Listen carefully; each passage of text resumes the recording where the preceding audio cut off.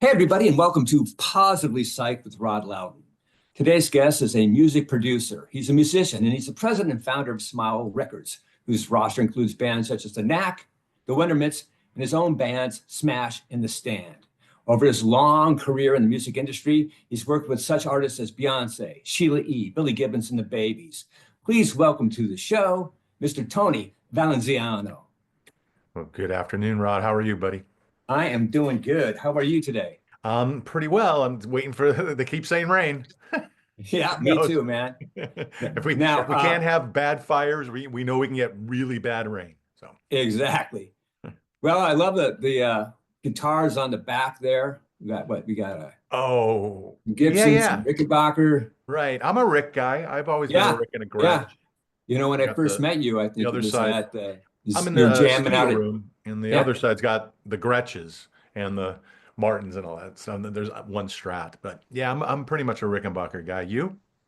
Yeah, me, I'm a Paul Reed Smith dude. Yep. Martin acoustic, I like Strats as well.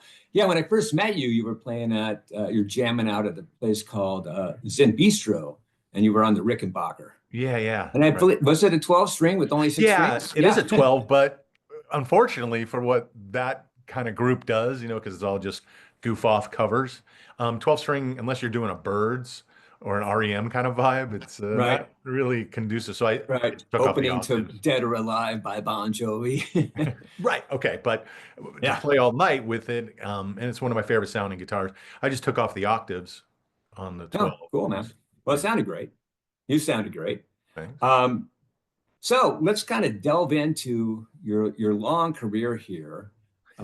I, in reading about you and your bio, uh, your dad was an influence on you in your early days. He was at Capitol Records and became head of marketing, and he exposed you to one day a band called, as we see up in the behind you, the Beatles. Yeah, it's a funny story. My father, uh, he had a high school buddy. They went to the army. They got out of the army. They went in 58, so now it's 60. And I was born in 62. So within those first couple of years, he had been driving a produce truck company for my grandfather. And that was his business, was the produce company. And my dad, that was his just job out of the army. And he didn't really know what he wanted to do. And his buddy that was in the army, my Uncle Charlie, um, Uncle he Charlie. Charlie Nuccio, which is a Yeah. very famous name, and I'll tell you later.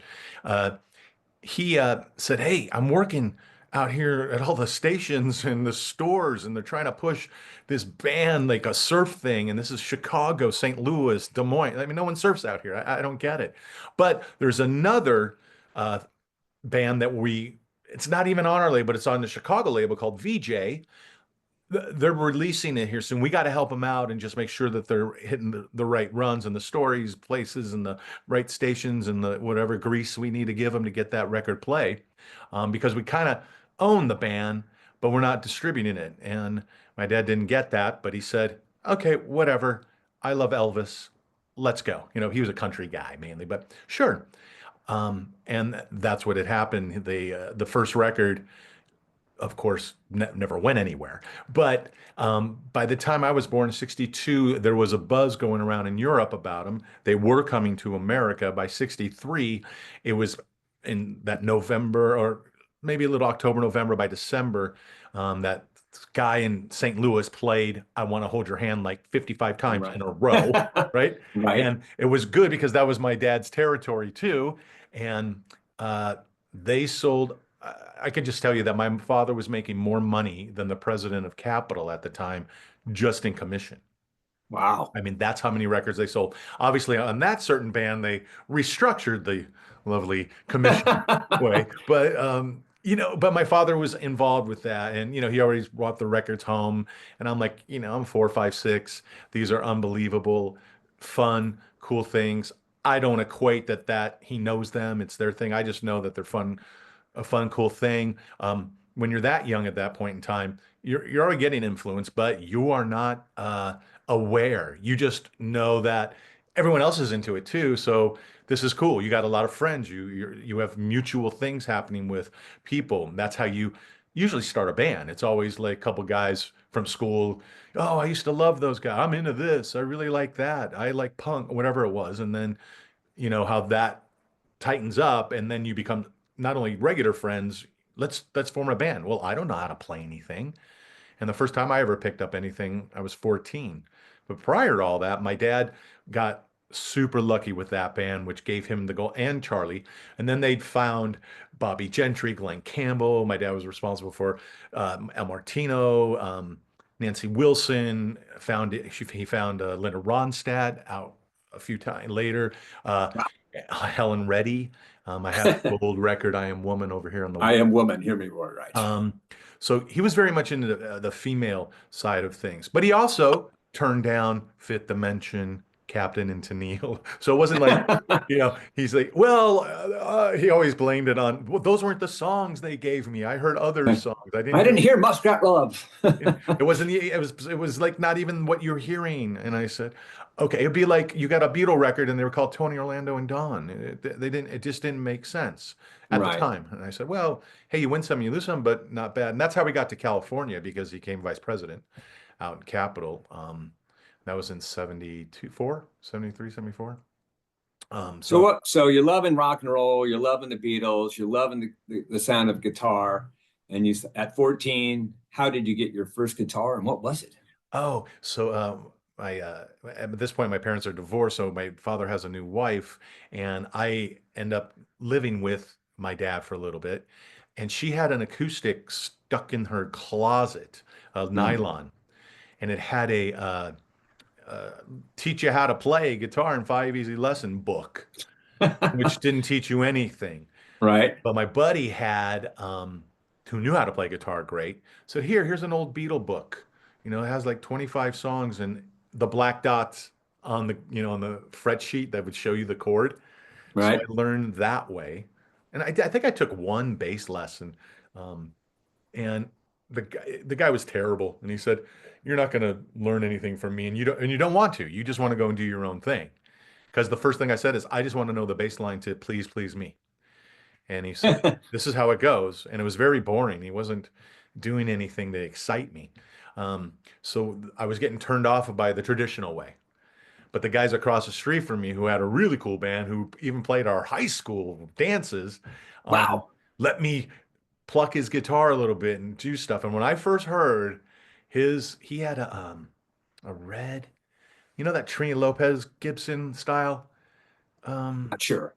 Yeah, it was like not the Barney Kessel version, but anyway, he just handed it to me and I strummed and that sound coming out of his Marshall was like, "What?"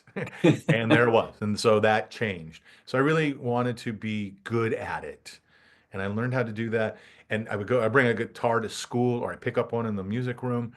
And then I just noticed tons of people around me, a lot more female than male, but the guys were like, "Oh, I've been trying to learn to play guitar too." But I can see the reception that you get from playing in front of women, at least. Right. So That's why we picked up it, guitars. it was And we got to get the 90%. chicks. It was really 90% why. I was playing sports as well, but the Right. girls really don't come out and watch games much. It's always Right. parents, or guys watching your football game or stuff like that. But the girls were definitely coming out to the little parties and the dances that we were doing on the street or in the school. So that's What was the first guitar you bought? um so the first guitar I really bought was a black 360 Rick 12. Um, but it was a 72, so it was the not the toaster pickups, and I really wanted that. I needed a real 65, 66 sound because I'm a Vox fanatic as well. And so Okay. I had a Cambridge Vox, which was solid state. And then the Super Beetle came out again, which was solid state. And I was like, I really need some tube. And a guy said, oh, he has an AC-15. I'm like, no, I really need an AC-30. He's like, this AC-15 is going to be worth something. And he wants $500 for it. And I said, well, Which is a which lot is of a money great, and I back still then. have it, and it's a great thing. But at the time, I didn't know what 15 meant. I thought it was like, oh, is that the size of the speaker? Is that the model? What is AC? What does that all stand Yeah. for? So I didn't know that it was only a 15-watt amp. And the Right. 30 was a 30 amp. And then the Super Beetle got up to 100, but there's Marshall pounding, 300 watts, whatever it was. Right. So I knew the combo of thing, but that was the first guitar I remember. And it was so bad because I slept with it. I got it from Nadine's down on Santa Monica here in Hollywood. Wow. Do you know where that is? Nadine's old I don't pawn think I've shop. ever Anyway, been there. I didn't grow up in LA, so oh, okay. All right. Well, yeah. it was an old, great classic guitar. But at that time, no one wanted Rickenbackers. They were going for like 250, and it was a Right. 12 string. I'm like, I can afford that. Yeah. 250 bucks was a chunk, but I'll afford this. And yeah, I sounded like George Harrison instantly. I did the riff to "You Can't Do That." The guys in the band were like, "Oh my God, you're good." I'm like, I'm the What was bass the name player. of your first band? We were called the Rickies because we The all Rickies. played. Yeah, Rick Fox. really. Here's how funny it was. We entered a battle of the bands, and Sure. if you won, it was $500 in cash, but $5,000 in gear. But Wow. unfortunately, it was $5,000 in all Rickenbacker gear, which we thought was cool, and so we changed Right. our name right then when we knew that that was to the Rickies. Is So, this like 70 what? oh, 76, Okay. 76. So, you You're like know, 14. yeah, I'm 14, 15. We just started. So, yeah, so obviously And you had some natural ear and talent. well, we did have an 18-year-old in the band, Oh, and that dude loves singing. He and was, he could buy you booze. yeah, he was like Peter Frampton met Oh, Robert wow. Plant, Oh who my God. who didn't want to play guitar. He was the Dude. guitarist in the band, but he wanted to be the front dude. Right, right. So anyway, we end up winning that thing. And I don't know if you've ever seen the Rickenbacker PAs, but they look like the Vox PAs, but they're in reverse. Vox PAs were like pyramid out. These were pyramid Right. down. It Down. was, Yeah. they just kind of ripped each other Yeah. off back then. That was the first band. That was a fun band. And a Right. buddy of mine, he lived down the street from me. He and I jumped in a car, told the other two guys, we're going to New York. That's what we're going to do. We're going to be in a band. And they're like, Why New really? York? We thought LA was oversaturated at the time. Now remember, this is like 76, 70. Power pop isn't there. We're doing Beatles kind of thing. So no Right. one And wanted there's that. that LA punk movement going on there with, It didn't, yeah, but John Doe and the didn't, Go-Go's and but that's coming up. That's yeah, about, after 80. But I'm talking right in my high school year, 76 to 80, right. those bands that were coming through. And the cool kind of thing was Dwight Twilley was living up in Topanga with Susan Cowsill, and they would come to the corral or they come down. And they had a buddy named Phil Seymour who ended up being our drummer. But Phil was the drummer for the Dwight Twilley band, and they already had a big hit called "I'm on Fire," and he's recording around my high school, the street down my high school, in this little studio, Richie Podler's studio, and it ends up being the "Precious to Me" single, and so we were very involved with a lot of the scene around, but we noticed that, man, we are small fish in a monster pond. And if this guy was making records already and has a solo career, is on Boardwalk, my dad had also um, formed Boardwalk and uh, Casablanca Records with Neil Bogart. One cool little thing that I didn't mention ever in my bio was, so I mentioned I moved in with my father. Um, he uh, he married this lady that was with a monster, big time management company, Ruffalo and Cavallo. I can't remember. Anyway, they had three artists. One was Earth, Wind and Fire. One That's was, a good one to have. yeah, no, one was another, a comedian. I can't remember, Richard Pryor, I think it was. Richard Pryor. They Yeah, okay. had this new girl singing, and one of the girls that was working with my stepmother, a girl named Susan Mineo, um, needed a place to live in California. So she found one. She lived in our house. She said, "Can my friend, which was the artist, can she Right. live with me? Like she'll be in my room because I know you got a room and Tony's got a room. So that we live, just stay in the back room. We just need a place for a little bit. We're looking at places, but it won't be more than a couple of weeks." 6 months later, they moved out, but it was Donna Summer Whoa. before she's Donna Summer, right? Wow. No, but So, how cool is right. that? So that's my father was involved with that kind of stuff. So that was always around me, but I didn't really notice or take wow, this is really Right. a Just special people in the thing. house. In Yeah. my high school, it was like, uh, it was crazy. I had a crush on this girl, Angie Gates, and when she finally took me to her house in Hidden Hills, we went through the garage, and then I went through the back and down this hallway, and I'm looking, and there's all these gold records, and I look to my left, and then there's this man in a studio with all these guitars, and he's listening to something, and I'm like, "What's that?" She's like, "Oh, that's my dad." I said, "Oh." Yeah, hang on. Tony, this is my father. David, this is Tony. I'm like, hello. Well, it ends up being David Gates of Bread. And then I'm Wow. dating the daughter, whose Yeah. best friend I was really in love with. And the same story happened again. It was, she took me to her house and I walked down the hallway and there's all these gold records. But this time they all said Capitol.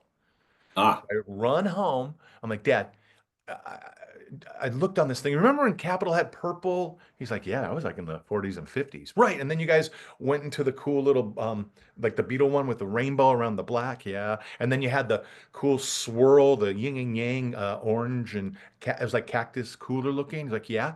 Well, this lady's got them all up and down her hallway. And I don't even know who she is, but her, Debbie, the girl that I was dating, said, my mom was a singer back then. She was pretty good, but I don't know. And I said, "Do you ever heard of Sarah Vaughan?" And he went, "Hold on." Runs upstairs, comes back downstairs. He's got about 10 albums in his hand. He's like, "Hey, next time you see her, can you have her sign these?" get some So I went to a autographs. school, like with Frankie Avalon or Jr., but his Right. kids, uh, Herb Albert's kid and Moss, What um, high school was that? Calabasas, right here All right. Yeah, sure. locally.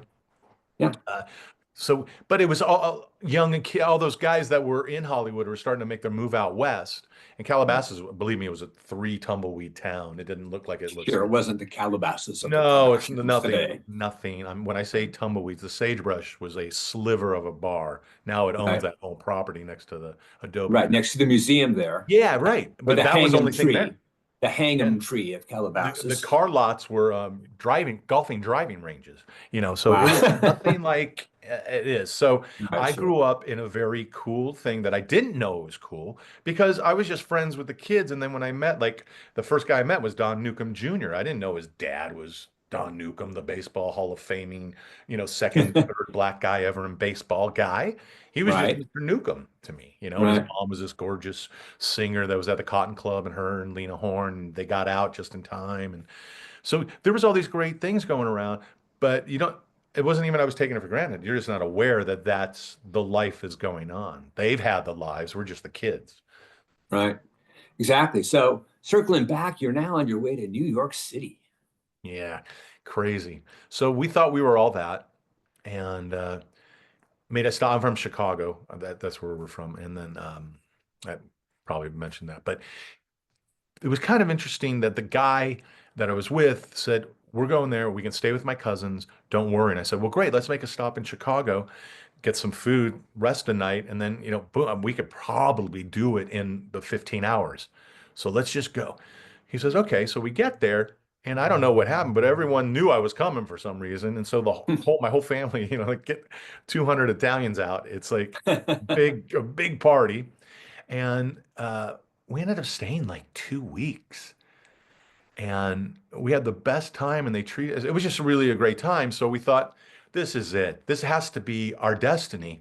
How do we go from LA um, and the weirdness that it started from there to uh, getting to Chicago, which wasn't even a stop, and we're having everything paid for. Somehow we're making money. He and I would do the John and Paul thing, right? And, Right. and people would give us like $100. We'd just be sitting out there Wow. playing Beatles songs, like, oh, this is so cool, or whatever other songs that we kind of knew at the day in the car. Sure. So we thought it was really cool, but when we got to New York, it was like his relatives were like, can't stay here. I mean, we actually slept on the front porch the first night we were there in Brooklyn. Wow. We're like, what? So we ended up getting dink jobs being runners at Wall Street in Okay. Manhattan. Sure. And we Stock lived in this exchange. huge loft with another band. So when we were working so the stock market closes, or the running starts closing in New York anyway, around noon. So you're Right. there about 7 o'clock, getting ready for that 8 o'clock kickoff. And then for about 4 or 5 hours, you are just insane. And we lived near I'm off of Bleecker near NYU. So it was kind of a cool scene and situation. But that band would rehearse when we were working, and then they had day jobs. Well, they had like bartending, and I think one guy was a hairdresser dude or massage guy. So they were calling their own hours, and we would rehearse during the day, and then we both go gig at night. So we thought this was really cool. Um, and it went nowhere.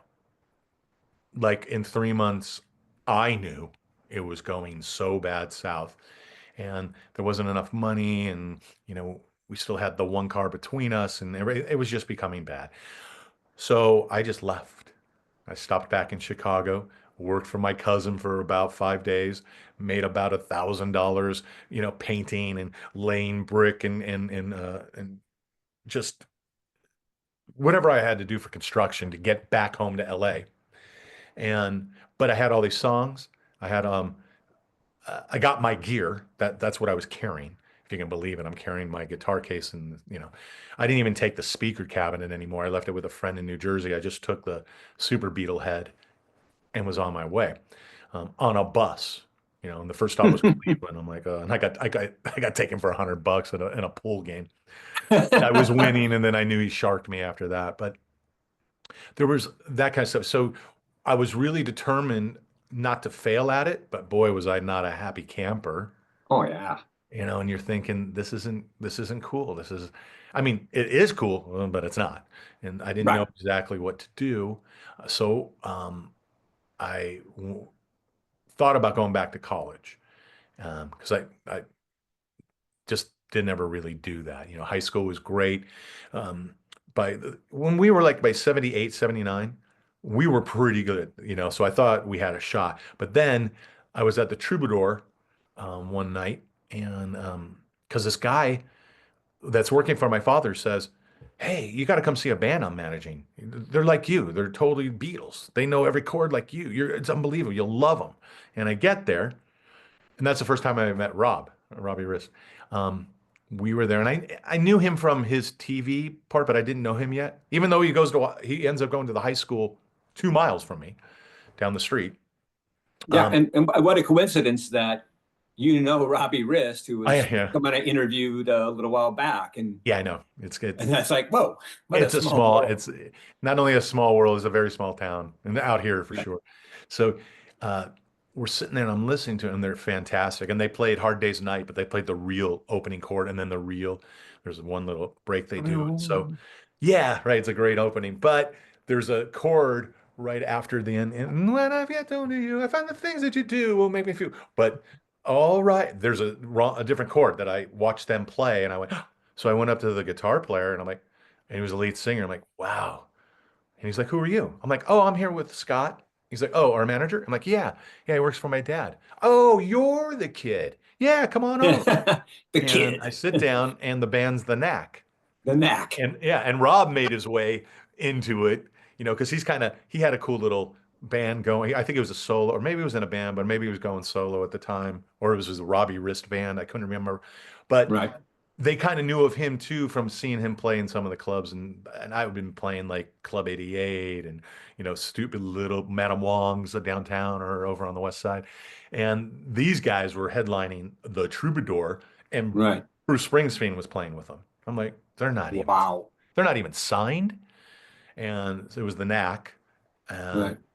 that next summer they were the largest in 1979 was the biggest thing of all time, and Oh yeah. that got me back in. Yeah, I That remember. I that's the band. remember with a friend of mine driving to check out Western Washington University, where I'd been accepted to go my freshman year of college, and my Sharona was in the rotation, and you know, talk about one of the people think of that song, okay, great pop song, but what they don't, what a lot of people don't understand is Rob's, not Rob Riss, but Rob Vere, the Burton? lead guitarist. Oh, Burton Avari. Yeah, Oh, sorry, Burton. I'm sorry, Burton and Barry. Um, that his guitar solo on that song is phenomenal. it's unbelievable. It's so crafted so beautifully. Right, but And a lot of people never got to hear it because obviously the radio version was cut, to be right, pop, a right. 3 minute song. But that extended solo, I'm like, No, they all think it's extended. That's just yeah, how I he mean, played it live. well, I yeah, mean, right, when I watched him that first time and they just kept going and he kept going, I'm like, man, and I thought, yeah, it's kind of a long song, but it's a great jam. Oh my oh God, this guy yeah, flies. And oh yeah, he was a kid. He was in his 20s doing this. It wasn't like yeah, and just shredding, yeah. He wasn't like right, the star. I mean, he was a star, but he wasn't the star guy. Better as we get older, we play way. If I could play like I played now, then right, I'd been okay, yeah. But it takes a while. But he was on fire. So that band really did it for me. That was the guys, And and you ended up signing them yeah, yeah. Years later, I years did gigs later. with them. I knew that once they got signed and they were going to play, they still had some commitments around. Uh, Town, and I would call the booker at the other joints, FM station, wherever they had stuff, the Starwood, all these little kind of cool clubs that they had to fulfill and play before, because who knew the album was going to do that? They didn't. They thought, Let's Right, just hope something happens and we can right, make another record." right. So we Another played great with them. song. I'd open for them. It would be, Wow. and then we were playing at Madame Wong's, and we were the opening act for Tommy Two Tone, who now has to open up for the Knack. So that was like, Well, nice bill to yeah, it be was like on. the Stan, Tommy Two Tone, and that was so it got me excited and being around those guys, and I became really great friends with Prescott, the bass player, and he and I still to today um, are as very tight, and Right. he's one of the guys that you need him on your podcast. He's got the stories of a Well, lifetime. set me up, brother. Set me up. Yep, you got it. So So then you mentioned your band, The Stand. Here yeah. you are opening for the Knack and Tommy Two Tone. And then you have some success in The Stand. You had three uh, top 40 hits. Yeah, we You got lucky. Yeah, toured with, you but opened it for took a while to U2. get there. It Yeah. was like Yeah. when we first started out, like I said, everyone's like, yeah, whatever. And we got one of those lucky breaks where there was a club called the Central, which is now the Viper Room, but at the Okay. time it wasn't anything like what it became. But it was a place where you could go and play. And we became the Wednesday night band. So there was a band every Monday night called Chucky Weiss and the Goddamn Liars, who became kind of halfway famous. The Tuesday night were the Williams brothers, who were Andy Williams' nephews. The Stand was here, and then the guys that became Mr. were on Thursday. Ah, And then I cool. can't remember. Friday was a big rotation night, but because there wasn't a really regular Friday, but we would sit in there and play, and guys like Prince and Rick James would walk in and watch us. Like, hey, because we were very Paisley back then, because that Right. was the scene when you said like, oh, the Go-Go's and the Bangles and the three Yeah. o'clock, or they were Salvation Army then or something. Um, we were all into that cool 60s Paisley kind of thing. But we all had long hair and we were doing kind of weird looking things and doing psychedelic without being psychedelic, like the Bangs or Bangles. They were doing it on Wednesday week. And there was all these really cool girl bands and guy band. And Prince was be sitting in the audience and he'd call us over and he'd ask us about our clothes, not really about our music. Those and Just wants to know about Aardvarks. the We go to these clothes. play, you know, and then his next album, Around the World in 80 Days, whatever his next album was all Paisley, psychedelic. You know, my guitar player, you seen those tellies, the Paisley telly? In fact, Yeah. he got it from Rob, the Paisley, Wow. the What Rob, a that great telly, story. Paisley tell. You remember that pink Paisley telly that they made? It's really kind of a great looking guitar. Yeah, And so I we were do. Yeah. really into that for a while. So we didn't really leave our power pop thing, but because I was playing 12 string a lot, I could cross over into a lot of the psychedelic thing. He would play like more Burton stuff with a heavier sound, and I'd be more Doug, but with a 12 string. And then REM started being this thing, and they're like, "Oh, you guys are just like," and we're like, "No." But out of that little club, there was a management company and a guy from A&M that went, "You guys are it." So we got signed, and um, we were up for making a It's a record out. big label back then, Yeah, AMM. yeah, but they didn't really know what to do with us. They did just pick up or made a distribution deal with SIR. What's his name's the Miles Copeland's um, label where they had the police, you know, IRS. What's it called? IRS? Yeah, I think it was IRS. SIR is where we jam. IRS is the label. Okay, sorry. Some initials of something. But they did have some of the cool kind of like up and coming power punk poppy bands that were kind of all over LA at the time. Right. I said, "Oh, LA was saturated." I came back to it was just knee deep in everything. Everyone was almost the same band. If you weren't a metal glam guys, you know, you Right. were Queensryche or Faster Pussycat or the other dude, Guns N' Roses or all the glam, you know, Poison and all those guys. You were Sure. us. You were the Plimsolls. You were the Knack. You were the Stand. You were the Records. You were everything that had the in front of it. But we did get signed. We made our first record, and because of that, there was a talk with back then it was called William Morris, and they wanted something new, and they kind of coined the term alternative. Okay. And we were one of those alternative bands that they picked up, and they had the Alarm, and the Alarm was coming to America that thought they would break big. It wasn't happening, and there was another Irish band that was kind of from the same, almost same town, that were, I believe they were on CA, or no, they were on William Morris, but we were the new guys, but we were the locals. So the other guys had just put out a record. The Alarm did too, but I was way more into the Alarm. And then um, I remember in college someone talking about this band said, there's all Christian. Well, except for the bass player, they're all Christians in the band. It's kind of cool. I said, but they're not a Christian band. Like, no, they're just Christian, like you guys. You're not a really Christian act, but you guys are Christians in your band. And I know you've played some festivals, big festival things with Amy Grant and DC Talk and Michael Chat. You played some really big festivals, but you guys are pretty much clubs, right? Colleges and clubs. Like, yeah.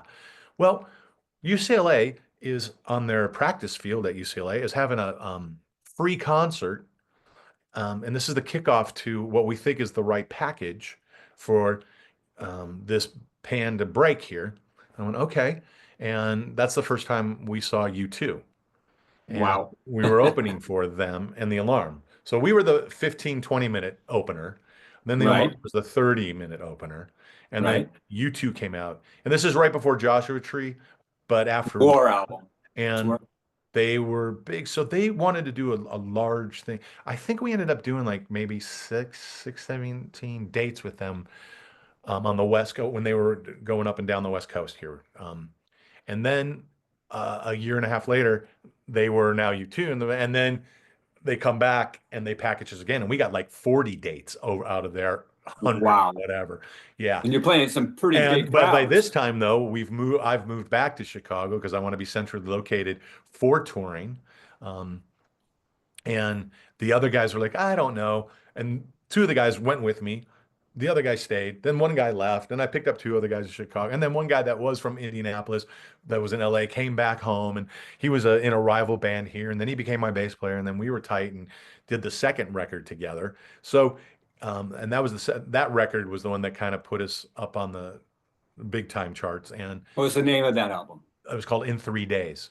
And In 3 days. there were two songs off of that. There was our song called Free Love that I kind of took the riff of the Knack, dun, dun, dun, dun, dun, dun, dun, dun, dun, some of that nature. And Right. we did a cover of was a Nick Lowe song called Peace, Love, and Understanding. Everyone knows that the Costello had the big hit with it. But this is 10 years later. This is way after the fact of those guys having that hit. And that put us in Easyville because covers or familiar songs from a new band that does it pretty okay and not ripping off Elvis Costello or any other version, Right. it works. And so there's a station out here called K Rock, and we got in big time rotation with two songs. And Rodney helped, which I'm decent friends with Rodney. He was one of the kind of instigators here in LA of his Rodney Bingenheimer show, if you ever heard of him. Yeah. Cool name. Yeah. The cool thing about Rodney was because we always would go in there and I always do so Davey, how you doing? He's like, don't bring that up, man. Because he was the stand-in for Davy Jones. He tried to get on the Monkees. He was, Ah. but there's episode of the Monkees is called The Prince and the Pauper. Like, there's two Davy Jones, and sometimes he's talking to himself or he's looking, and the stand-in or the back of the head was Rodney. He was a total clone of same height, same build, same of everything of Davy Jones. Right. He didn't look like Wow. him at all. But from the back, he did, and he Yeah. had long hair. Had the straight haircut. Yeah, the bowl and the Beatles, So with them, Yeah. Rodney helped us. Rodney helped a lot. And that's why everyone knows the Go-Go's or the Bangles or Blondie, because he would bring Wow. them on their show. So we were thought, okay, we're not. I mean, we're doing the right steps. We're not over. But again, keeping a band together because it's all about the Uh, demo. Everyone loves to be in it first just for the music and what you're doing. I mean, to record, because when you make demos, you're paying for them. Guys says, sure. it's not like we're getting spec deals. A lot, Right. guys like, maybe Rick Springfield got spec, but we're not getting any. We're paying for our demos. Right. So it was never about the money initially, and then it all became about the money. Sure. How And much then it's work. Yeah, And then it's right. like, And then, so the dates that we went on that tour, the last time we were with you two, we were on the Zoetrope tour, and our last stop was in St. Louis. We're like, okay, so I live in Chicago, but two of you guys now live back in LA. They're like, yeah, how are we getting home? I said, aren't you just flying back? What about the tickets? Oh, we cashed our other half already, man. We needed to live. I'm like, what? So we had to pick up little club dates on the way back. And, there's enough clubs in St. Louis and Chicago to make something, but it was like that was it. And that puts a strain on a relationship and a marriage and with kids. And then they got them. And then everyone hates each other. So, I was getting tired because I was the producer, the writer, the singer, the booking. I was like keeping in touch with the whole, and it was it right. took a lot. The band took a lot out of me, but it was a very fun time. Wouldn't change it, wouldn't trade it out for anything. But where I went after that was where I really wanted to be because I was getting more excited on the other side of the glass. I loved being at the board. I loved hearing we were creating. I love helping the creator create. They've got a great bunch of tools to do a great looking photo or painting. But they're like, I want a tree and a stream, and I got the bird, a little apple maybe fall, and I'm like, yeah, you guys are all over the place.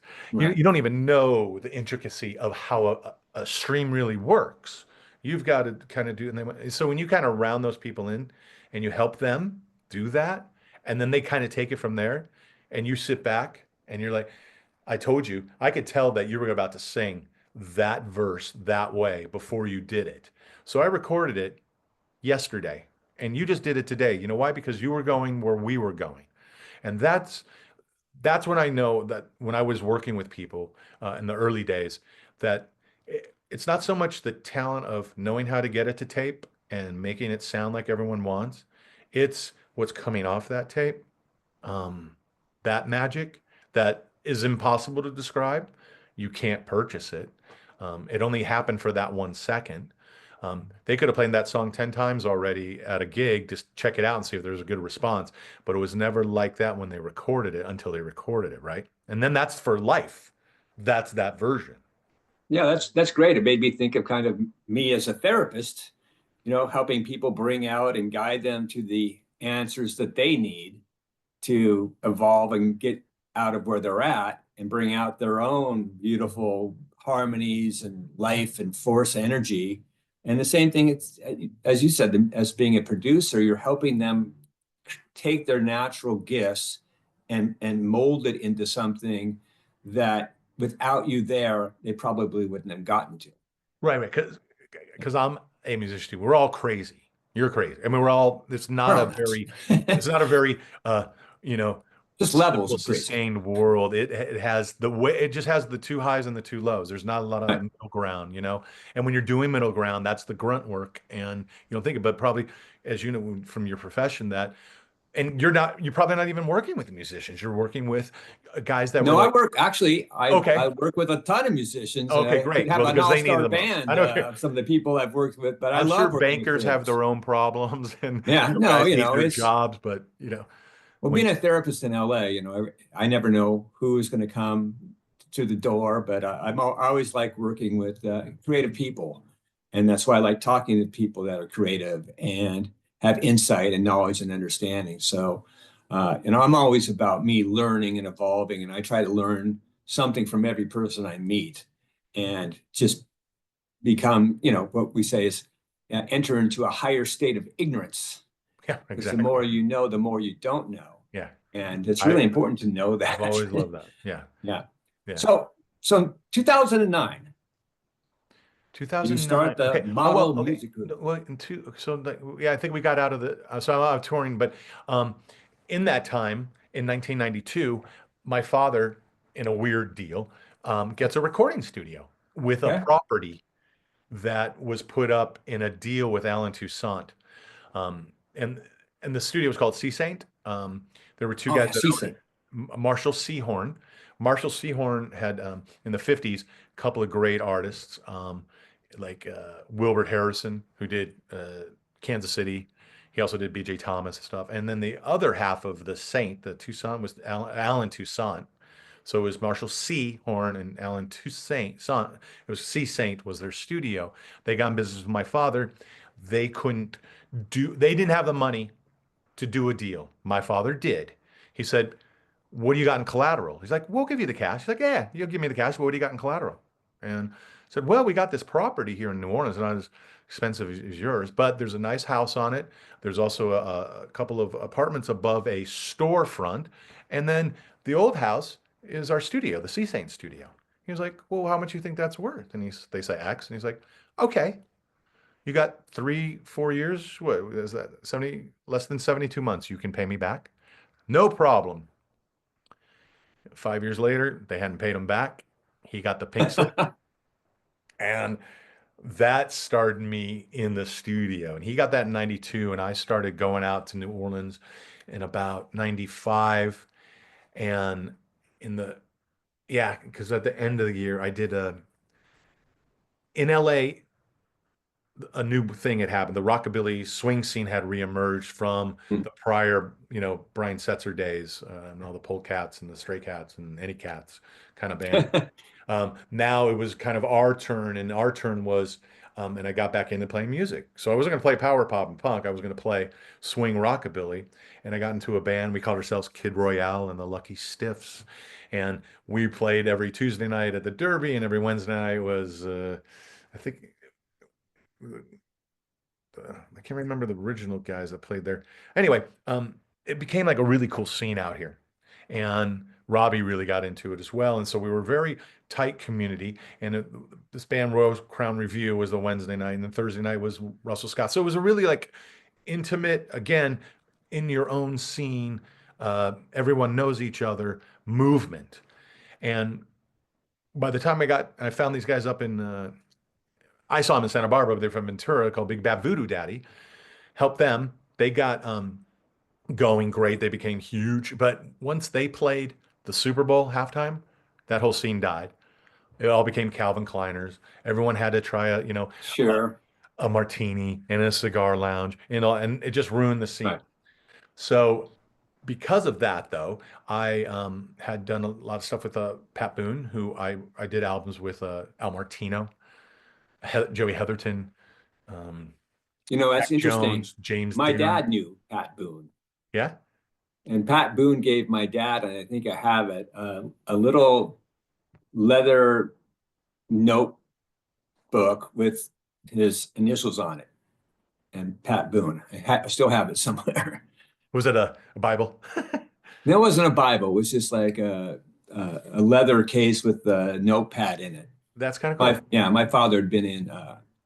He was a radio DJ and been an MC for stuff, and had interviewed a lot of famous people during his work as a DJ and things like Yeah, a that. lot of those guys.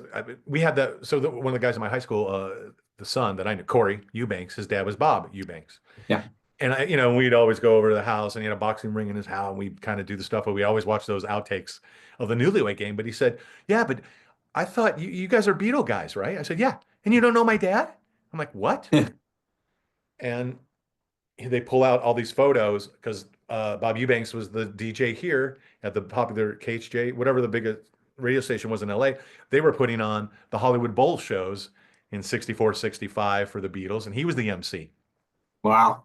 So and I still see Mr. Eubanks around in Westlake area here, at Sure. restaurants or stuff. And I say hi, and he's like, hey, and I say, so you doing the next Beatle one? We always just Yeah. joke about that, but those there's always something that always comes back to that one band for me with certain Mm. people and certain stuff, right?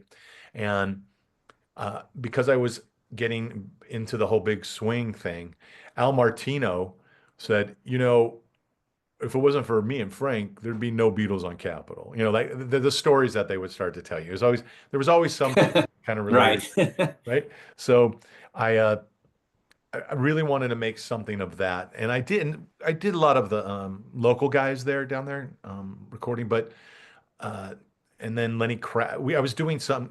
Costello was doing something in the studio, but a kid came by, and I was doing another thing with all my guitars and amps, all the Rickenbacker Gretches and Vox amps and old they're not called Marshalls, they're called Parks, which was his wife's name, Jim Marshall's wife's name. So the guy was like, "This is a cool little guitar collection. Whose is this? Is this the studio's?" I'm like, "No, these are mine." And he's like, "Well, do you care if I use some of there? Because I know I'm booking time." And I'm like, "Yeah." It was Lenny Kravitz. He was Wow. doing, he was ended up doing some of the tracks for the American Woman album. And so, I Wow. mean, it's kind of a cool thing. And, he's been a Beatle fanatic. And so everyone sees a Rickenbacker or a Vox or a Yeah. Gretsch or a Vox by itself. They Yeah. always equate you Big. with, yeah. And so Yeah. that's fine. But that had been happening. My father did that in 92. So that had been happening in the mid to late 90s. And by the time I got to 2000, that's when I started Smile in 95, but in 2000, that's when it jumped. That's when the big money came. That's when the big distribution deal came. I got funded tremendously. That's when I went, the first band I signed was the Knack.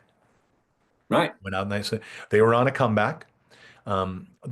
They wouldn't play with the drummer anymore, or the drummer wouldn't play with them. Doug and him, they probably made amends, but they weren't going to be in a band together.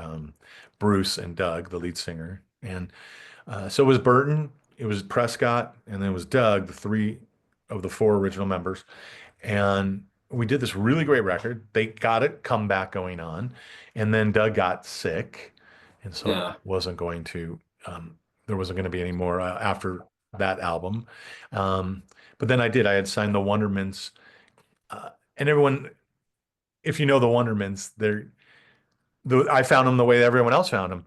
They were a band, but they were doing this thing down on Highland at this little club.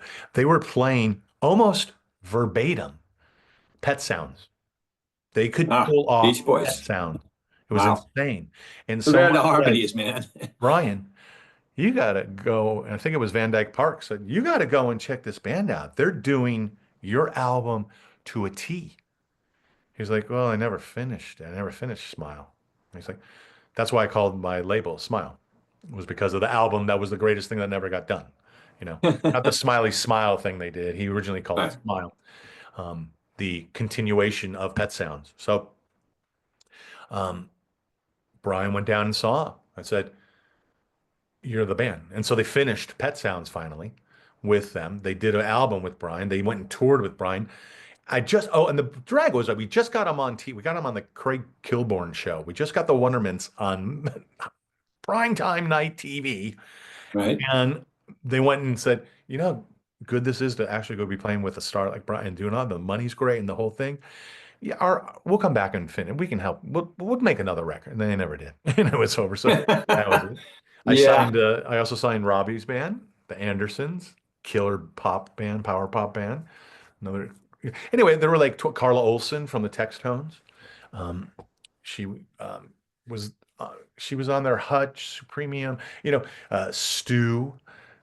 He was in one of the best. So Stu's this really fun, brilliant, clever, good sized black dude that just you wouldn't think had the voice of love. You'd think of him just gruff and being a door guy. Right. And he had a great band called the Negro Problem. On And your there's a label, killer right? story behind that. But anyway, he was doing stuff. There was a Chris Carter was managing them. Chris Carter was the bass player for Dramarama. We all knew each other. He was managing the Wondermans, Stu, and the Negro Problem. And so it all became very, again, LA incestuous. And I had about Wow. 12 um, artists. We had about 15 records out. But I was also doing, because DVD was starting to hit, music DVD.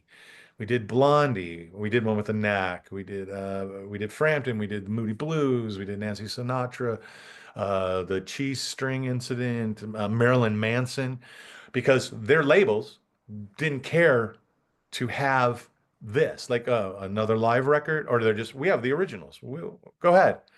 And so Right. we would put out that stuff. We would fund it and put it out. Image Entertainment, and Smile was the label for it. And so it was a really eye-opening way, but that's where I met Irving Azoffs, and all the top other managers that I wanted to do, the Tom Slocum, the guys that had REO or Springfield, and all these guys, Christopher Craw, and so I became um, involved with that scene. And then um, we're getting close to the 2009 moment, where, because about 2005, uh, the guy that owned the company I was with took all the money and went to Mexico. Oh, This wow. is the guy that invented Laserdisc, by the way. So he had bang. Wow.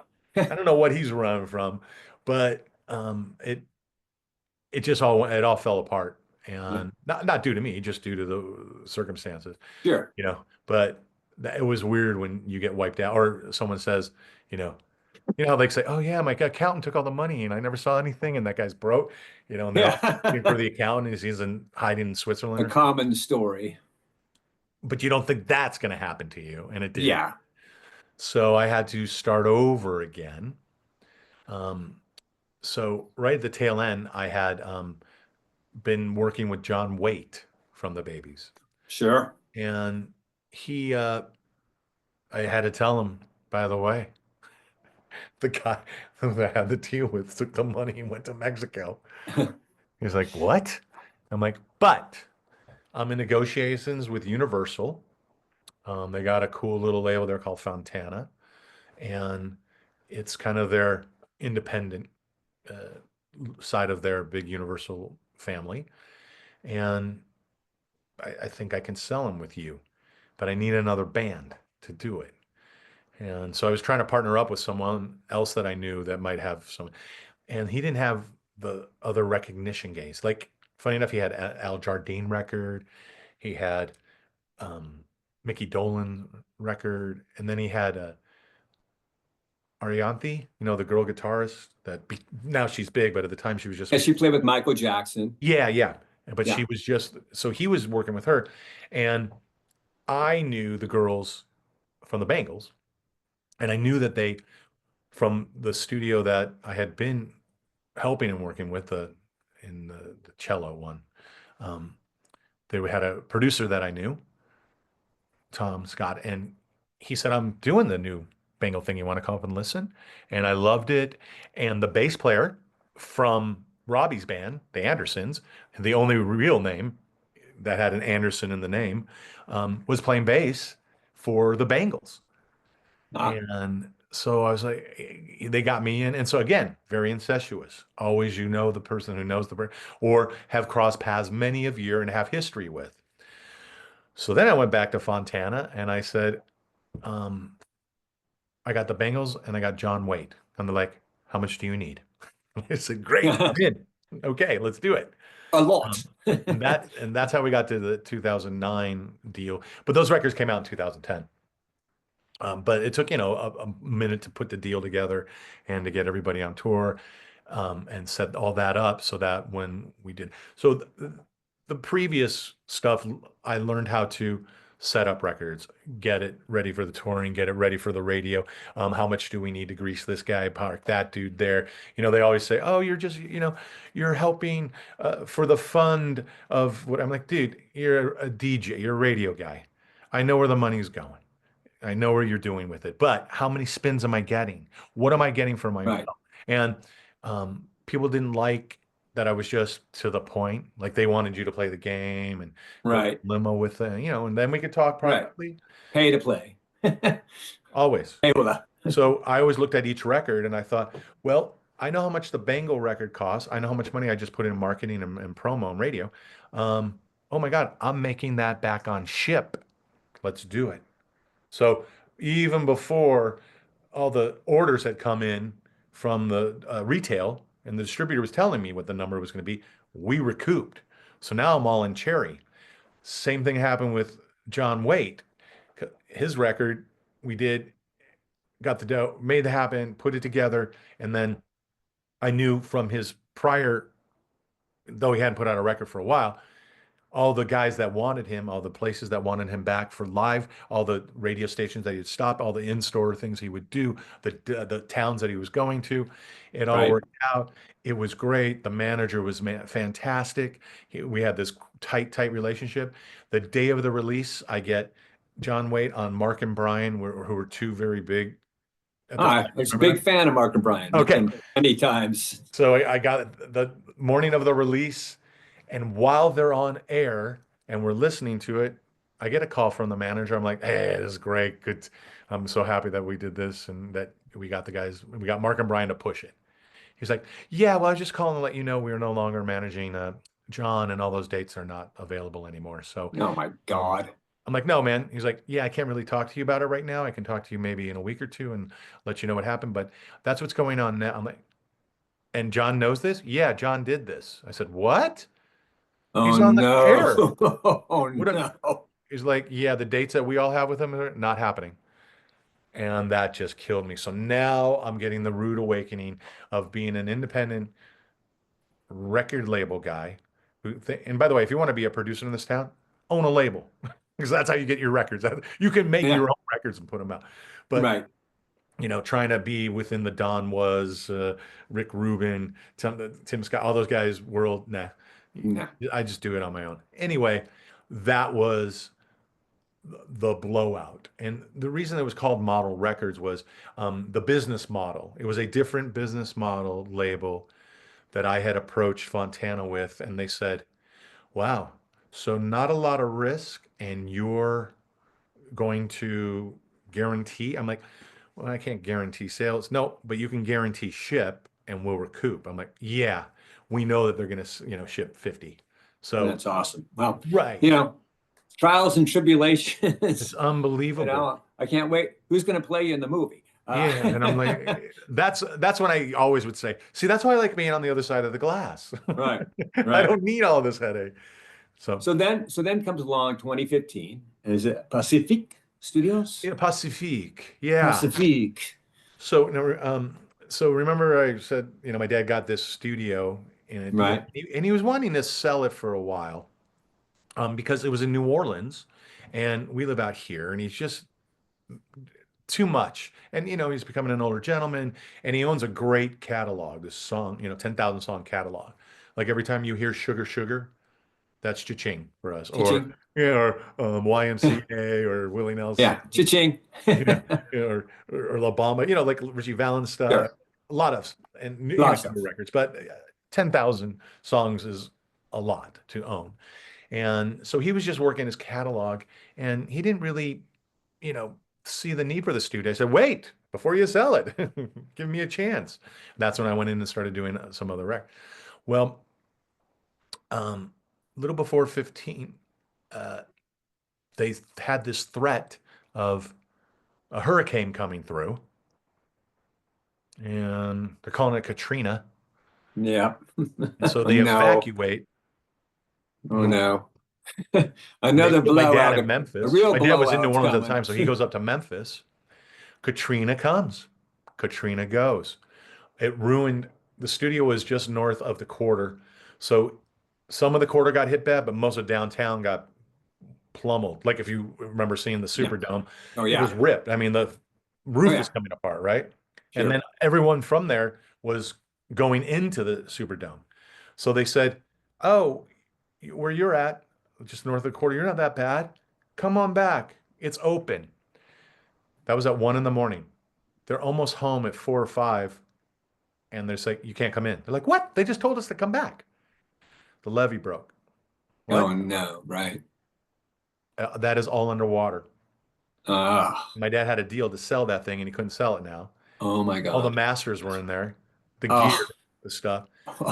And on top of that, he gets something. Yeah, he had oh, before he oh, has a heart attack, he oh. says, I feel funny. Is that a pinched nerve I have? I'm like, yeah. So I'm gonna go check it out. 4 days later, he's having quadruple bypass surgery Wow. Well, from good all thing you that went and got to a stress, from doctor. all that stress, right before he had a heart attack. So that was good, but bad. So I had to go to New Orleans. I checked it out. You could see where the watermarks were on the door. Whoa. And the way it was set up was you could step down into the building, and then the studio was set in there. So there was, unfortunately, the door was not at street level, but the house and ground weren't, and the basement even further, and all that water flooded and came in and ruined it. And so that it was gone. And the house and the apartments and the I mean, the grocery front, all of it is gone. So the whole inheritance is gone now. Because my dad was like, don't worry, this is yours. You can do with the studio what you want when it's your time. Oh. That's all gone. So for that long of time, I wanted to find and buy a studio. And I got a friend of mine, Ted Greenberg, who I knew from I was saving another studio because I thought that's the one I was going to buy. I met Ted there. He and I hit it off great. Ted won a couple of like 3 Grammys for Standing in the Shadows, which was the Motown documentary. And he wanted a studio. And this place that I found had 2 rooms. I said, well, why don't we do that? And he said, yeah, let's do it. And we bought it. And that was in 2015. And we bought it from these three Armenian brothers. But the people that had been in that studio always came back. It was Christina Aguilera. It was Destiny's Child, now Beyonce. It was the 50 Cents. It was Justin Bieber. It was all those type of stuff. And to me, all that music is whatever. That's not what I do, but boy, was it paying the bills, you know? So I inherited a lot of those things. And the first record I did was a Beyonce record called Lemonade. Um, I got the plaques on the walls, and we were up for 9, 10 Grammys that year. And we thought, wow, it's our first year. We just hit it out of the park. And we're at the Wow. Grammys, and she's up for all these nominations. Record of the year, song of the year, producer, album of the year, blah, blah, blah. She wins one. Right. Like, what? Even Adele from the stage was like, I don't know what happened here, and I don't understand, Right. but that girl sitting right there, and we're not here. She's not. Why aren't you up here with this? I don't think my Right. record's the record. I think your record is. Right. She's saying this on the live broadcast Sure. after she wins. And And Beyonce finally wins her first album of the year with Cowboy Carter this yeah, I year. know, right? Yeah. We thought it was that one. We were Yeah. like, man, we win this one. Right. Everyone wants to come to our place to Right. record. Right. Well, we got maybe a quarter of what we thought. We thought we'd Okay. get somebody because by then Christina Aguilera wasn't really doing music much more. Bieber's moved on and found his own place. 50 Cent having a sometimes the studio was set up in a way where there was a big door between. It was 2 lots built into one big place, but the middle of the building was still cemented and brick, so you could have 2 studios run at the same time and it would not interfere with each other. You couldn't hear the other side, but there was a door between them, and they locked it. And I was the guy with the key, but you could hear sometimes the the artists saying stuff about each other through the door. My office was upstairs, and I'm like, I'm not coming down and getting between this, All right. You're by the And air vent, you know. but I brought in Sheila E. I brought Billy Gibbons in. I brought the babies in, Ambrosia, Rick Springfield. I was doing my side of the thing. Right. Um, and then one day I was sitting in the back. It was a big lot, but we had an enclosed garage gate. You parked in the parking lot, but we locked, a gate, and I opened the gate to pull my car out to leave, and like these 5 hoods just come walking up to me, led by a guy that looks like a Civil War reject, POW guy with Right. the shaved head and the Right. ZZ Top thing and the tats. And I don't know what made me do, but I got out of the car ready to rumble. I'm like, hello, yeah, yeah, we're looking for the owner? And I said, what do you need the owner for? And I got really upset. I was like being like, whoa, whoa, calm down, sir. We're just looking for the owner. We wanted to talk. Ends up, it's the minions of Kanye, who has a place down 5 blocks from me, and he's Right. looking to expand. Would I be interested in selling? And so I called Ted, and we sat down with them, and they wrote down a number, and showed us the paper. And I said, "Can you give me a minute?" And I just looked at Ted and I said, "We'll never make this money. I mean, Right. studio might over time. You and I will never make this money. This is Right. like God money." And he said, "Well, what do you want to do?" And I said, "Well, let's do it." So we ended up selling. And yeah, so Wow. Kanye moved in. Not 1 month and a half later, COVID hits. Oh, crap. And that building would So, have been worth okay, what, so $500? some wins, some loses Yeah, there. so there you go. You dodged some bullets here or Right. there. I got John Waite Yeah, firing his that's manager one day, and I So tell me about your newest project, Under the Influence. Under the Influence. Yeah, it's something that I started back in 2003, 4. Was an idea I had, and the idea came to me because I know I mentioned this earlier to you about Norm's rare guitars. So Norm, remember I said to you, I want a Rickenbacker, 66 Rickenbacker with the toaster pickups, and I want it black, and I want, I have a 12 string, I want a 6, and I really got to have that old clinkety great song and style, and I want the crushed pearl in it, and I got to have that round stem. Well, Norm just happened to have one in his shop. Oh, wow. I've been really great friends with Norm and his family. And I mean, I was the softball kid that say, we won 3 championships because I was on their team, and Norm said, I said, I'm getting married. He's like, really? I said, yeah. I said, okay, I think I have something for you.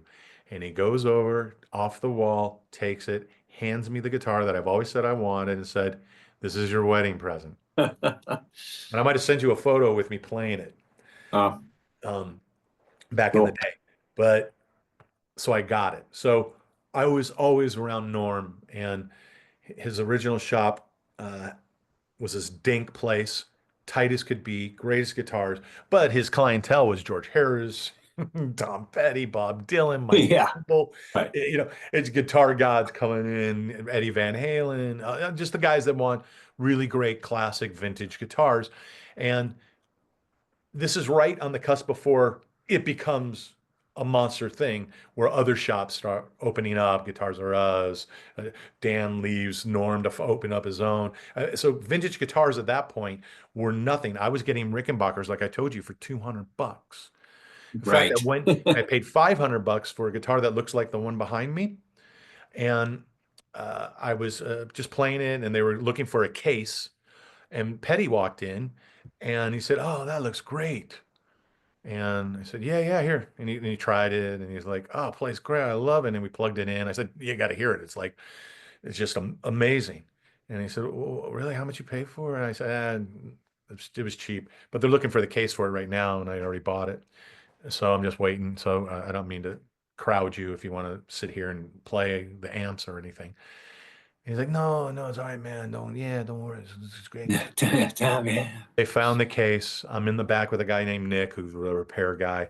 We're putting the guitar in, and Nora comes up and says, hey, you know the guitar that you brought in and you gave me that guitar and $500 for this? What if I gave you your guitar back and I gave you $1,000 back?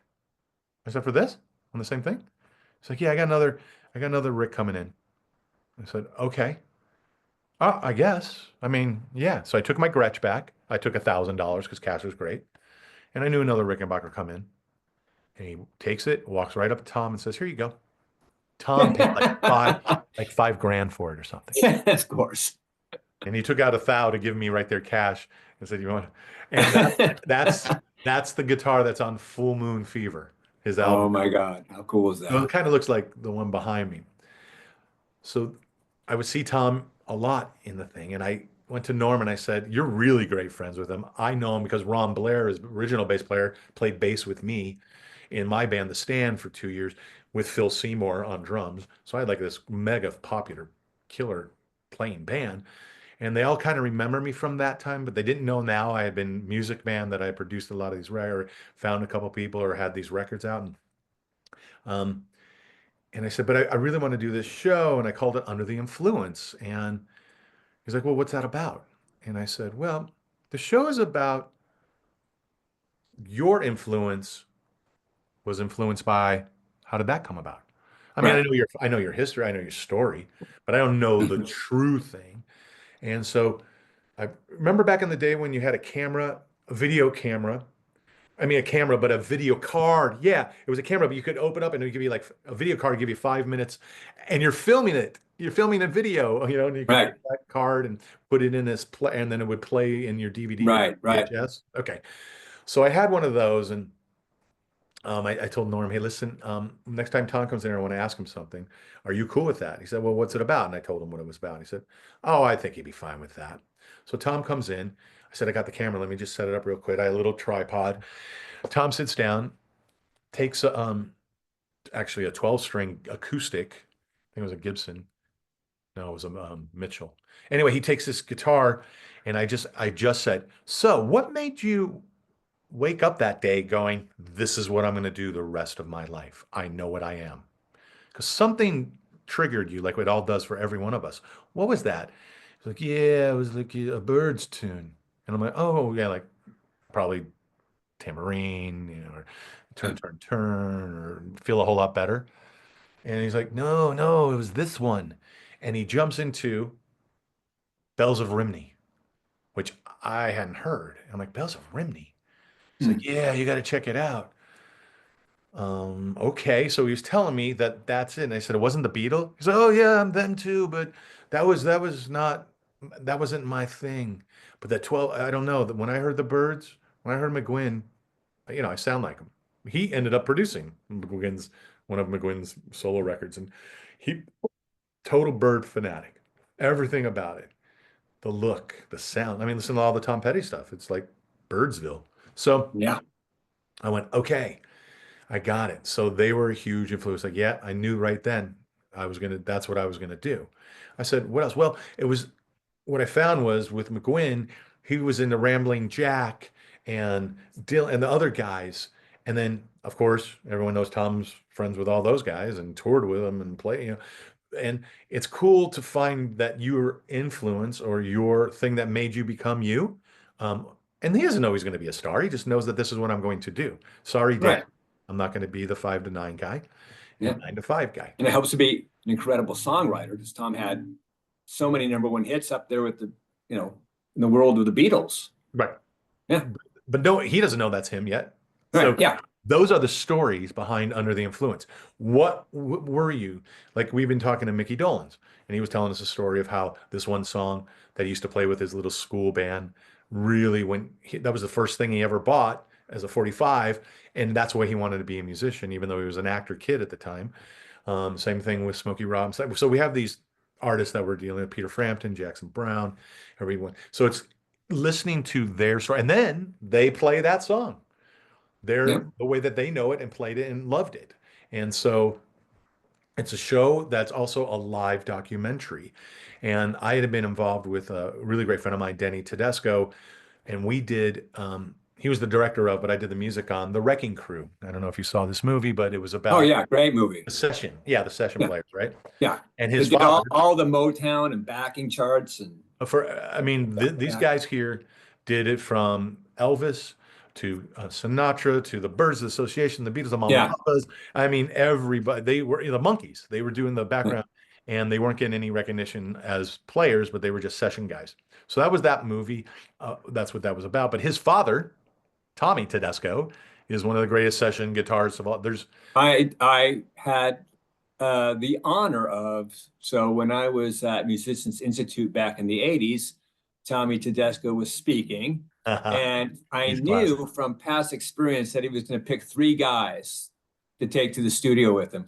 So I got there early and I sat myself front row center. And when he said, okay, I got three guys I'm going to take, my hand went up, boom, you're in. Wow. And I went with two other students with Tommy to the studio as they were doing the soundtrack for Roots 2. And it was the coolest day, Yeah. man. It was so He cool. I felt like, oh my God, he was making, yeah, he was, so I knew Mr. Tedesco pretty well. And Wow. he, when you know him as, oh, he's just the dad of your buddy. I Right. didn't know that. I didn't know there's no Bonanza, Batman, Hawaii Five-O without Tommy Tedesco guitar Oh and all yeah. the other stuff he played. But all Yeah. that, or all the Magnum or Charlie Angels, or he played on all those kind of Yeah. things. This incredible So studio. he had the story, but Yeah. he was dying and he couldn't Uh, write it. And he wouldn't have enough time to finish the writing it. So he got uh, his son, Denny, to do a round table with Plaz Johnson, he's the sax player, playing on many things, but you know him because he did theme of Pink Panther. right. Carol Kay, the bass player, that played from Pet Sounds to Glenn Right. Campbell to everyone else, and then Hal Blaine, the drummer on all those And I songs. think there's another Chris Tedesco. Chris. There's Damon, Denny. You talking the children? I'm talking one of the relatives. I met him at a restaurant. And he knew he Oh was part man, of that clan. I don't know. So a long time ago, but but that movie really got me involved with. We really got to find the influences on yeah. our people that are not going to be here anymore. Because Yeah. that whole movie, that the record was all about his father, and then the stories of all those guys that worked with him, that were doing it, that were his peers, that they became all those records. It's just insane. From Bridge Over Right. Troubled Water all the way down to Boney Maroney or Hanky Panky, all those just novelty songs to songs that shaped and formed what we are now in the industry. So Right. he did volume 2 of it called The Immediate Family. And these guys were the 70s dudes. These were the Lee Sklar, Karchmore, they call themselves the Immediate Family, Waddy Wachtel. Uh, they were all the session guys for the 70s players, Jackson Brown, um, Carole King, James Taylor, Linda Ronstadt. They were the session guys on all those things.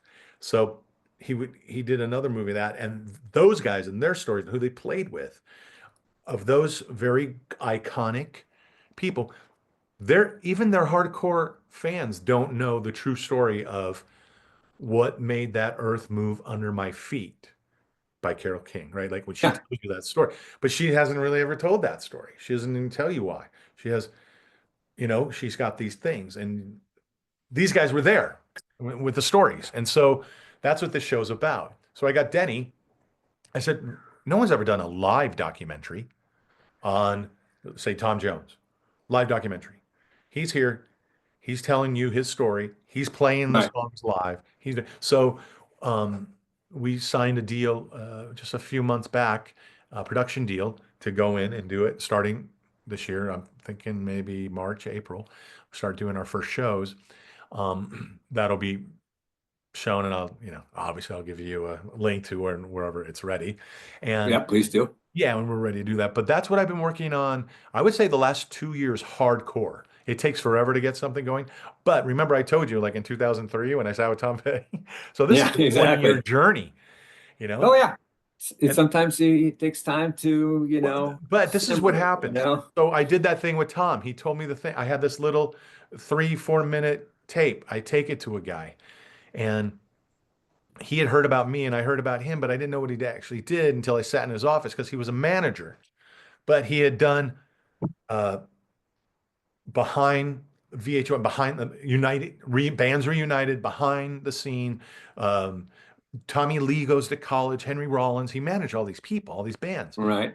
And he said, yeah, VH1 wants this. The show that I just showed. I said, I only gave you like a 3-4 minute clip of Tom Petty talking. Like, no, we got it. But they want to put their own people in, blah, blah, blah. And I went, okay. Namaste. And Excellent. well, I got this other place. And so they fly, the Independent Film Channel says, Elvis Costello, funny enough, again, here we go. I know him from my studio in New Orleans, and Dinah Krall and him record there. Um, he's got this show. He's not renewing. We need a new fill-in. We'd love to do yours. They fly us on December 23rd out to Oh. New York.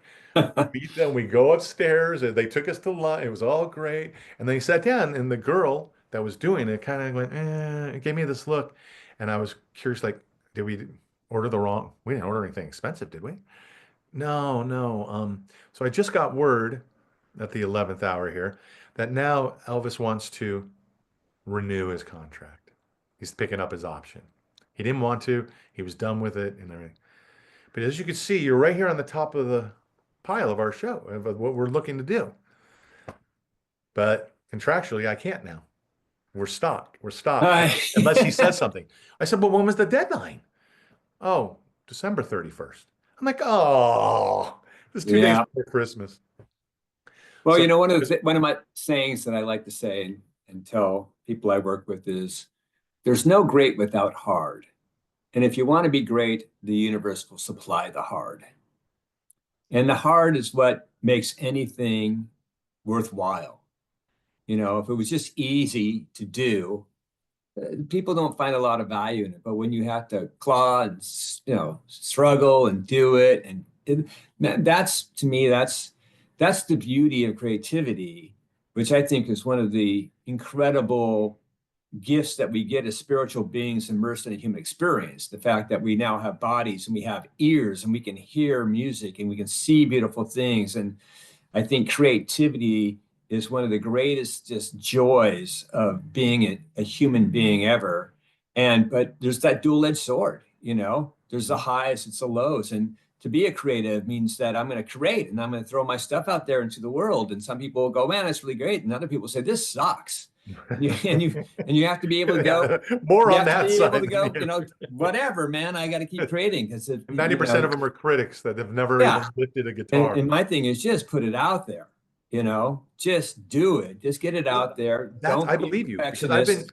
I've been cranking at this thing. So that happened, and then it got shelved in 2008. There was a little movement again. I thought we had it, nothing. Right before I was buying the studio in Right. 2019, I went, I could film it here. I could do it on my own. But then that studio took over my life, and I couldn't even Right. get to the project I wanted to. And then There's a COVID great came, book. right? And There's a then great COVID book shut waiting for you down. to write. There's a book in there that needs to be written that I would love to read.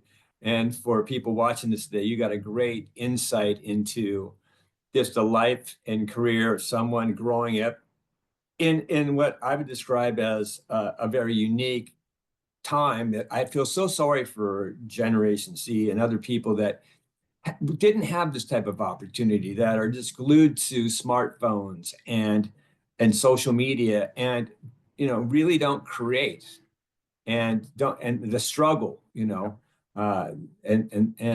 struggle is how you build esteem and how you get confidence and then how you build something. And so we really had opportunities and we really struggled. And I love every part of it, man. Right. I Tony, was done. as we end today, what would you say to young artists, young musicians, young creative people out there that are trying to get their music heard? Well, young artists today are a little different because they have another platform that we never had one. Well, yeah, they have the internet. They can record it, But boom, it's out they there. don't But even really there's, need to know how to play with like, oh, there's GarageBand and they give you grooves or like yeah, Slick Drums will give you like the best, yeah, or sounding Phil auto Collins thing tuners you've for ever your heard. voice and all this stuff. Right. Yeah, And then so you hit it's a really button. easy in that way. But how does someone stand out? Right. I started losing interest, even though I listen to like kind of independent radio or KCRW, Yeah, some or the Northridge guys. They're the people that really want to do it and put the time, effort, and educate them on how to be. Not like if it's their passion thing, you can see it's you can got tell a the difference. passion. You Yeah, can just tell the difference. There's a person that loves that. That is all that. yeah, That's he just believes his DNA is that. yeah. They're Where not in it to try and make money. the other one's like, how many hits can I get? How many views do I got? How Yeah, fast can I make it happen? Maybe I don't really sing well, but so what? I listen to every rap song in the world. There's not really singing going on, so I don't really have to no, be that, like a voice. But no. if they want to do it, it's to me, I always say the same thing, focus. Just you can't be, just myopic and blind, with the horse blinders on. You have to be focused and take everything around you, because that's how you become. Tom Petty would have never become Tom Petty without that. Yeah, He the stayed grind. in what his dad said and made it and drilled into him and did that. And he didn't buck that system, which if you ask almost every musician, there's some type of parent person that did this to them, or someone in their family, Right. or the girlfriend that said you won't amount to anything. Oh yeah. Was his Right. name Vince Cavallo, the guy that, ended up playing for the Eagles and, at 30 years Right. old. I mean, your dream can come true, but you got to stay focused. And Yeah. it's that passion thing. That's what wakes me up every day, still Yeah. at this age, going, man, because I'm working on this show now. This is it. Yeah. I know. I love it, These man. guys, right. And I that's love what it life. is. So for my LA friends, when you see Tony out there jamming, recognize who's in front of you. Thank him. Go up and say thank you for not only playing great music tonight, but for having such an influence on music and what I like that I didn't even know. Now, in terms of your gigging around LA, is there a website, or how do we know when Uh, to go see you, yeah. or you just pick up a gig Yeah, and no, I not don't really. care? All of us came from kind of well-known bands, so we don't think about that or do that, because this is just fun for us. Like I said, Yeah. it's the Oh, I love passion. playing out. You know it. You do it. The people, especially in our age group, do it because Yeah. it ain't for the money, that's for sure. But it, but it is fun to have that connection still. Sure. And Yeah. even in my community when I do it, I see friends out. I'll see them at the store, or at the gym, or on the road, or at the movie theater. Yeah. They always go, "Oh, you're that guy. Oh, we loved you." And that's all the things it's really for. That's what you play for. It's just Sure. you made someone smile or happy or feel good. And if you can Well, make Yeah. any human do it on the planet, you're not in a bad place. Well, Tony, this has been a gift. Thank you for the gift of spending some time with me today. And I wish you nothing but success in all your future endeavors. I appreciate that. All I right, had a my great friend. time, Rod. Thank you for letting me kind of Thank you, start man. remembering some No, things I probably wouldn't have even thought of. And so, I just thoroughly enjoyed it. And again, thank you for the gift. yeah, I'm sure you'll edit it down to just the right amount of time. No, I'm not touching anything in here, baby. It's okay, you should. All I right. don't do that. I don't shorten it. I'm not into that. I'll add stuff to it, but I just what it is what it is, and we don't mess with the groove, man. Okay. I appreciate that. That's nice. All right. Well, I'm sure I thanks will see again. you soon. All right. Take care. Okay. Bye. Thanks.